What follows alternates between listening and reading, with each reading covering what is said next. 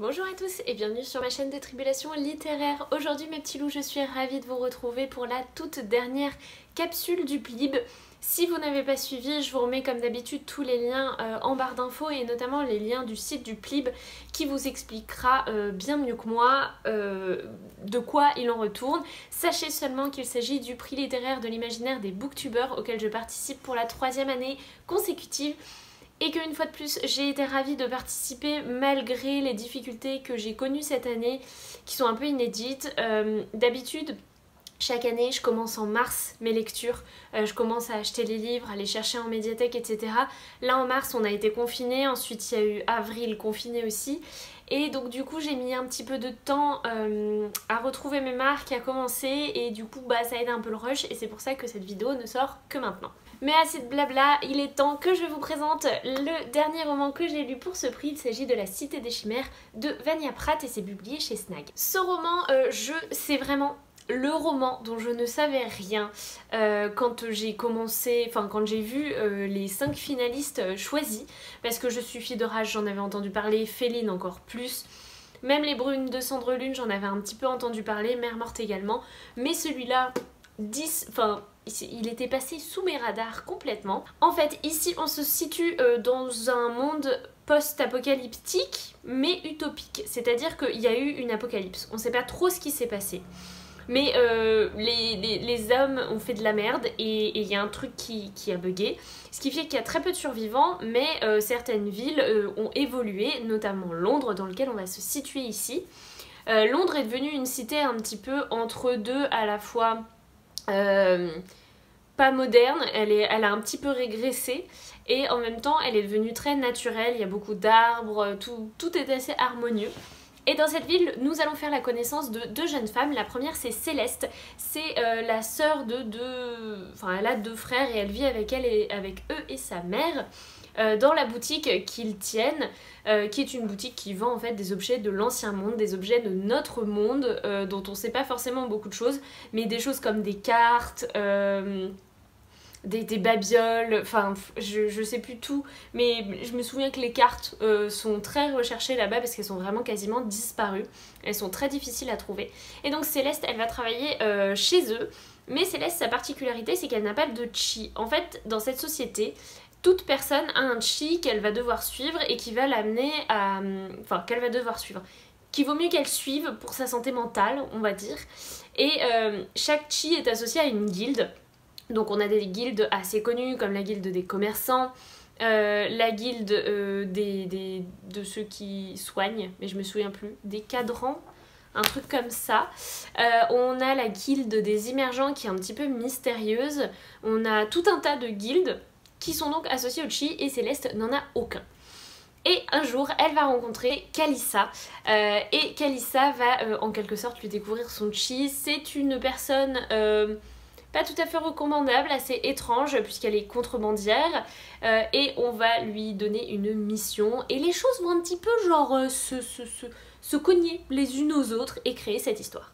Je n'ai pas envie de trop vous en dire parce que comme vous l'aurez compris c'est assez complexe comme univers, comme histoire, comme intrigue et donc du coup je préfère m'arrêter là dans mes explications déjà un petit peu compliquées. Sachez que cette lecture a été une très bonne découverte, vraiment très vite je me suis plongée dans cet univers et surtout que j'ai lu ce roman tout de suite après Les Brumes de Cendre Lune où mon principal problème c'était que on n'avait pas de description de l'univers, on comprenait pas très bien ce qui se passait, qu'est-ce qui était...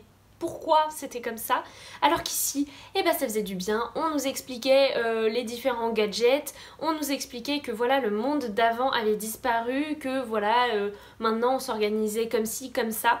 En fait l'auteur elle a très bien posé son décor, elle a très bien posé son intrigue, ses personnages et je me suis vraiment sentie ancrée dans ce récit. Je me sentais pas en train de flotter au-dessus là à regarder et à pas comprendre et à avoir des choses floues.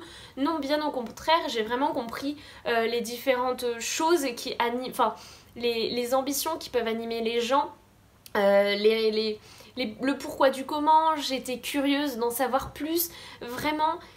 Vraiment merci Vania Pratt en fait d'avoir écrit le livre de cette manière parce que c'est très clair. Alors moi je vous ai fait un résumé très brouillon mais parce que j'ai du mal à l'exprimer.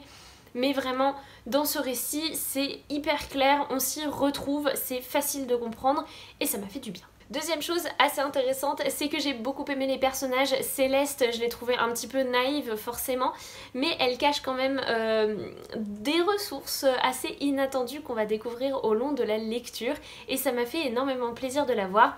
Surtout qu'on va découvrir sa caste, et sa caste, j'ai pas envie de vous en dire plus, mais genre c'est la caste rêvée de tout lecteur. Je ne vous en dirai pas plus, mais vraiment lisez ce livre rien que pour ça. Les lecteurs sont mis sur le devant de la scène, ça fait du bien, ça fait plaisir, c'est merveilleux. Bref, je vous en dis pas plus, mais honnêtement, moi j'avais très envie de me plonger réellement, genre de moi-même, dans ce récit, rien que pour faire partie du chi révélé à Céleste, ça m'aurait fait très plaisir. Je vous parle aussi un petit peu de l'intrigue. Honnêtement, je trouve ça assez intéressant parce que, alors en fait, je l'ai vu derrière, donc là il y a écrit un nouveau genre de fantasy utopique. Et justement, c'est un truc que j'ai trouvé très intéressant parce qu'en fait, ici, on va avoir une société qui est utopique. On n'est pas dans un post-apocalyptique où il y a un dirigeant tout puissant, enfin il y en a un, mais il est plutôt, enfin il n'est pas tout puissant déjà, il est plutôt philanthrope. Et oui, il y a des problèmes, mais on n'a pas cette impression d'avoir des gens oppressés par d'autres, et donc on est vraiment plutôt dans un système de vie utopique, et ça change vachement, c'était très rafraîchissant. Moi j'ai beaucoup aimé, et on pourrait avoir peur qu'en fait, du coup, l'intrigue soit bof, genre un peu mif-mouf, en fait on s'en fout de savoir ce qui va se passer. Mais pas du tout, je trouve que l'auteur a réussi à nous accrocher quand même à son intrigue, même si elle n'est pas d'une importance capitale pour l'ensemble d'une population. Elle est très importante pour certaines personnes, mais pas pour tout le monde, enfin c'est pas toute une vie qui va... Enfin si, c'est...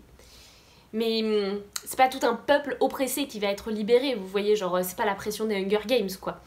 Non, on est très loin de ça, mais elle a réussi quand même à insuffler à son récit beaucoup de vie. Moi j'étais très curieuse à chaque fois de tourner les pages, d'en découvrir plus, et c'est vraiment une très bonne lecture. J'ai pas eu cette étincelle qui a fait que c'était un coup de cœur. Je me l'explique pas, honnêtement, parce que ça reste une très bonne lecture. Mais bon, c'est comme ça, on peut pas toujours avoir une flamme à chaque lecture, sinon bah, les coups de cœur ne serviraient plus à rien. Mais en tout cas, ça a été une excellente lecture. J'ai tourné les pages avec une grande facilité, j'ai vraiment été intriguée. Il y a beaucoup de systèmes un petit peu magiques qui sont hyper intéressants. Mais bon, il faut le découvrir, il faut rentrer dans Septentria pour comprendre un petit peu de quoi je parle. C'est vraiment un univers extrêmement bien construit et j'ai eu la surprise l'autre jour en regardant une vidéo, mais je sais plus de qui. Apparemment, il y aura un second tome. Alors sachez que ce tome, en tout cas selon moi, peut très bien se lire tout seul. Vraiment, il n'y a aucun problème. C'est une histoire qui se boucle toute seule. Alors oui, il y a une fin ouverte, mais moi c'est pas quelque chose qui me choque plus que ça. Et encore ouvert, enfin... On a toutes les intrigues qui sont renfermées, c'est juste qu'après les héros ils partent faire leur vie quoi, écoutez.